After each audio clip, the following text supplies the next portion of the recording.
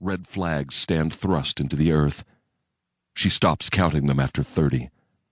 The nearest anthropologist appears on the verge of pedestaling a skeletonized body, down to the detail work now, poking chopsticks between ribs to clear out the dirt. Other skeletons lie partially exposed in the upper layers, the remnants of human beings with whom she will become closely acquainted in the weeks to come. Deeper, the dead are more than likely mummified, possibly even fleshed, depending on the water content of the grave.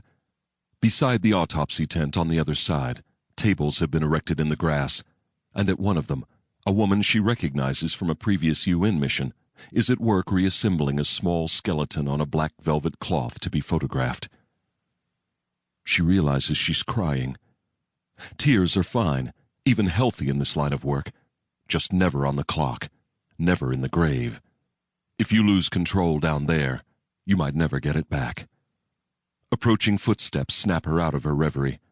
She wipes her face and looks up, sees Sam coming toward her, the bald and scrawny Australian team leader who always wears a tie, especially in the field, his rubber boots swishing through the grass.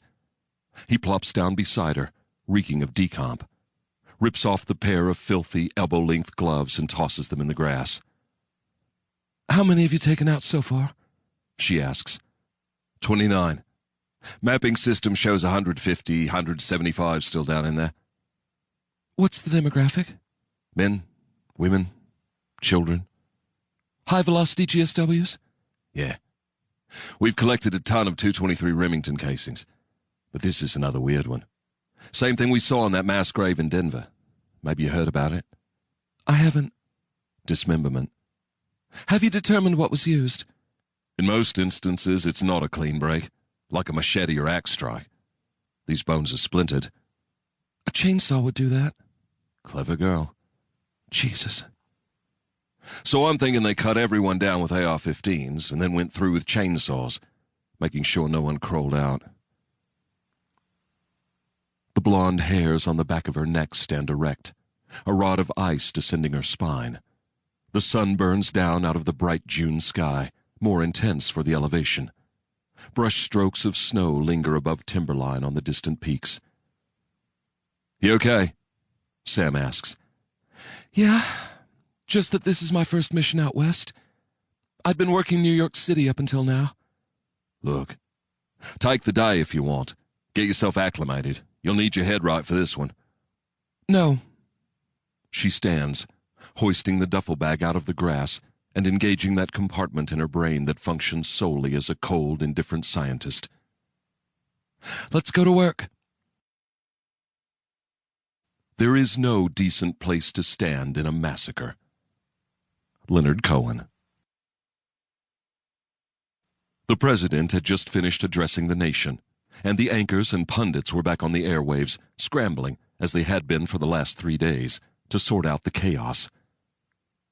Dee Coakley lay watching it all on a flat screen from a 9th-floor hotel room 10 minutes from home, a sheet twisted between her legs, the air conditioning cool against the film of sweat on her skin. She looked over at Kiernan, said, "Even the anchors look scared." Kiernan stubbed out his cigarette and blew a river of smoke at the television. "I got called up," he said. "Your guard unit?" "I have to report tomorrow morning." He lit another one. "What I hear will just be patrolling neighborhoods." "Keeping the peace until it all blows over?"